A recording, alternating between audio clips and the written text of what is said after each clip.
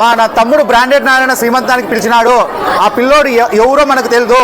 ఊరికే బట్టల షాప్ పెట్టినంత మాత్రం శ్రీమంతానికి పిలిస్తే మనం ఎట్లా పోతాము, మాకేమి ఉండడానికి లేదా, తినేకి లేదా, శ్రీమంతాలు చేసుకోలేదా అని ఎంతో మంది అక్క చెల్లెమ్మలకు మనసులో ఉంటుంది.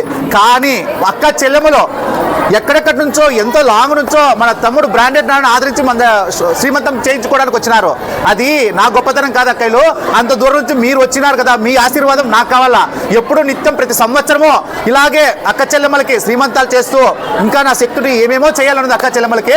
మీకు ఏ కష్టం వచ్చినా అక్కలు, మీకు ఏ సమస్య ఉన్నా కూడా నేను చిరునవ్వుతో చేసే బాధ్యతగా నేను తీసుకుంటా అక్కలు. మీకు ప్రతి సంవత్సరం శ్రీమంతాలు అయితే చేస్తూ ఉంటాను. ఒక ఏదైనా కానీ నేను ఏదో లోపం చేసినా, ఏదైనా పొరపాటు చేసినా కూడా మన బ్రాండెడ్ నారాయణ తమ్ముడు కదా, మన అన్నయ్య కదా అని ఫీల్ అయిపోండి అంతే. మీకు ఇంట్లో తమ్ముళ్ళు ఉన్నా కూడా లేకున్నా కూడా నేను మీ తమ్ముడినే, ఓకేనాక. ఒకే ఒక మాట చెప్తున్నా అక్కలు, అనంతపురమే కాదు మనకి ఎక్కడి నుంచో కష్టపడి వస్తుంటారు. ప్రతి ఆడపడుచు మన షాప్కి వస్తూ ఉంటే నేను చిరునవ్వుతో ఎంత కోపంగా ఉన్నా కూడా అక్కల చెల్లెమ్మల మొహం చూస్తానే చిన్న పిల్లల మాత్రం మాట్లాడుకుని నక్కుంటూ పోయి నేను నా కష్టాలు నేను పడతాను అక్కలు.